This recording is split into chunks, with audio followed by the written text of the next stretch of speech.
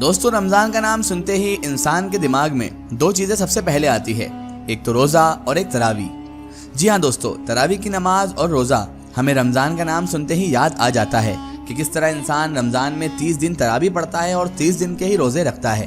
دوستو جیسا کہ آپ اور ہم سبھی جانتے ہیں کہ مسلم لوگوں میں رمضان کو بڑا ہی مقدس اور بڑا ہی بابرکت مہینہ مانا جاتا ہے، کیونکہ یہ رحمت کا، برکت کا، مغفرت کا مہینہ ہوتا ہے، اور تمام مسلمان 30 دن کے روزے رکھ کر 30 دن تراویح پڑھ کر اللہ رب العزت کے سامنے دعا کے لیے ہاتھ پھیلاتے ہیں اور اپنی جھولیوں کو بھر لیتے ہیں۔ اور ناظرین محترم، رمضان شریف ایک ایسا بابرکت اور رحمتوں والا مہینہ ہے جس میں اللہ تبارک و تعالیٰ نے اپنے بندوں پر 30 روزے فرض قرار کر دیے ہیں۔ دوستوں، روزہ ایک ایسی عبادت ہے جس کا بے حد اجر و ثواب موجود ہے۔ ایک طرف دوستو جہاں رمضان شریف کے روزے ہمیں گناہوں سے پاک کرتے ہیں، گناہوں سے بچاتے ہیں، وہیں دوسری طرف ناظرین محترم روزہ رکھنے کے بہت سارے جسمانی فائدے بھی موجود ہیں جن کا کبھی عام لوگ جو روزے نہیں رکھتے وہ کبھی تصور بھی نہیں کر سکتے۔ نبی مکرم صلی اللہ تعالی علیہ وآلہ وسلم نے ارشاد فرمایا ہے کہ اگر اللہ تبارک و تعالیٰ کے بندوں کو معلوم ہوتا کہ رمضان کیا ہے تو میری امت یہ تمنا اللہ تبارک و تعالیٰ سے کرتی کہ کاش پورے سال ہی رمضان ہوتے۔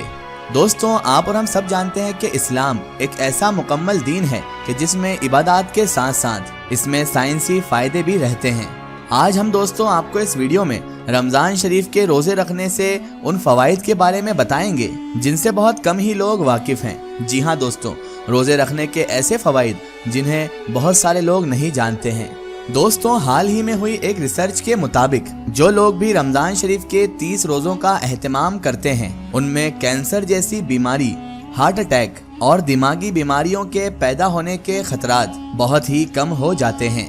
دوستوں، لیکن دنیا کو حیرانی اس سمے ہوئی جب جاپان کے ایک بہت ہی مشہور سائنسدان یعنی بہت ہی مشہور سائنٹسٹ یوشینوری اوشومی کو 2016 میں میڈیکل فیلڈ میں نوبل پرائز دیا گیا۔ اور دوستوں، اس سائنٹسٹ کو نوبل پرائز اسی لیے دیا گیا کیونکہ انہوں نے اس بات کا پتہ لگایا کہ کس طرح ہمارا شریر بیکار اور الگ الگ بیماریوں کو پیدا کرنے والی کوشکاؤں کو خود ہی کھا جاتا ہے، جسے انہوں نے آٹوفیگی کا نام دیا۔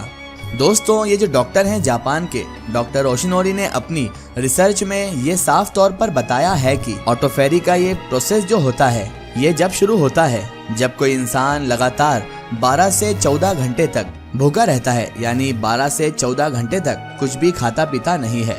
کیونکہ دوستوں یہ سائنٹیفک ریسرچ کے مطابق ہمیں پتہ چلا ہے کہ جب انسان بھوکا رہتا ہے تو اس کا اندر کا سسٹم جو ہوتا ہے وہ انرجی پراپت کرنے کے لیے، انرجی حاصل کرنے کے لیے ان کوشکاؤں کو کھا جاتا ہے جو بیماری پیدا کرتی ہیں یا پھر بیماری پیدا کرنے کی وجوہات یعنی وجہ بنتی ہیں۔ ڈاکٹر یوشینوری اوشومی کے مطابق دوستوں، جب آپ کا جسم بھوکا رہتا ہے یعنی انسانی جسم جب بھوکا رہتا ہے تو اس بھوک کی شدت کی وجہ سے ہمارے جسم میں موجود زہریلے خلیے اور جراثیم یعنی بیماری کی وجوہات ختم ہو جاتی ہیں۔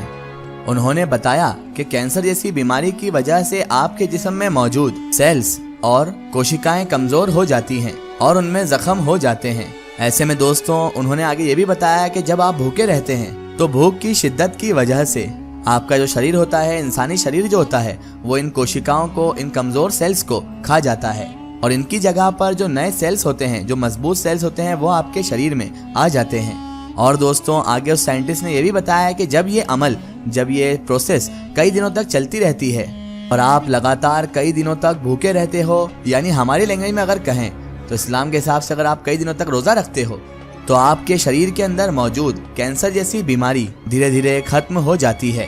یوشینوری اوشومی سے جب لوگوں نے یہ پوچھا دوستوں کہ انسان کو ان جیسی خطرناک بیماریوں سے بچنے کے لیے کتنے دنوں تک بھوکا رہنا چاہیے تو انہوں نے جواب دیا کہ ریسرچ کے مطابق سال میں اگر آپ 20 سے 25 دن بھوکے رہتے ہو تو آپ کینسر سمیت دیگر کئی جسمانی بیماریوں سے محفوظ بھی رہو گے۔ اور اس کے علاوہ دوستوں جیسا کہ آپ سبھی کو معلوم ہے کہ اسلامی دھرم میں جو روزہ رکھا جاتا ہے وہ 12 سے 14 گھنٹے کا ہی ہوتا ہے، جس میں نہ ہی انسان کچھ کھاتا ہے نہ ہی کچھ پیتا ہے، اور ہمارے شریر میں آٹوفیگی کا یہ پروسیس جو ہوتا ہے وہ پورے 1 مہینے تک چلتا رہتا ہے۔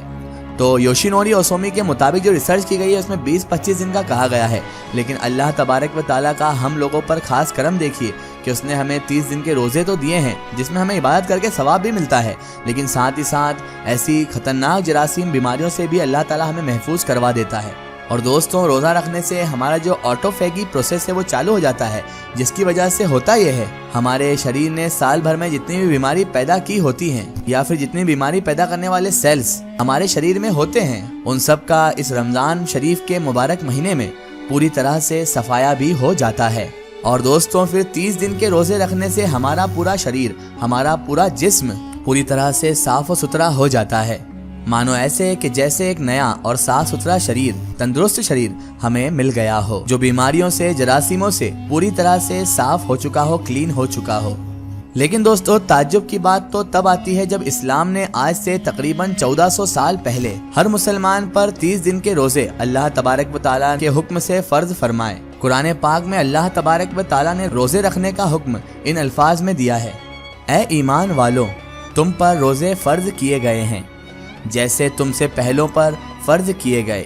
تاکہ تم پرہیزگار بن جاؤ۔ سورہ البقرہ آیت نمبر 183۔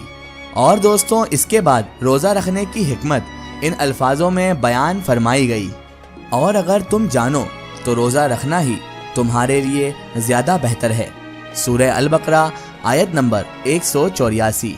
اے رب العزت، اے رب العالمین، اے پروردگار مولا، آج ہمیں سمجھ آیا کہ مومن پر روزے کیوں فرض کیے گئے ہیں۔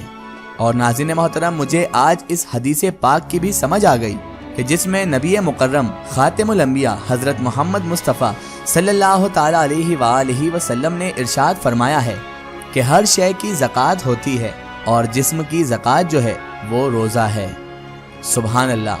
قربان جائیے ایسے سچے دین پر اور اللہ تبارک و تعالیٰ کا شکر ادا کیجیے کہ ہم مسلمان ہیں، ہم مومن ہیں،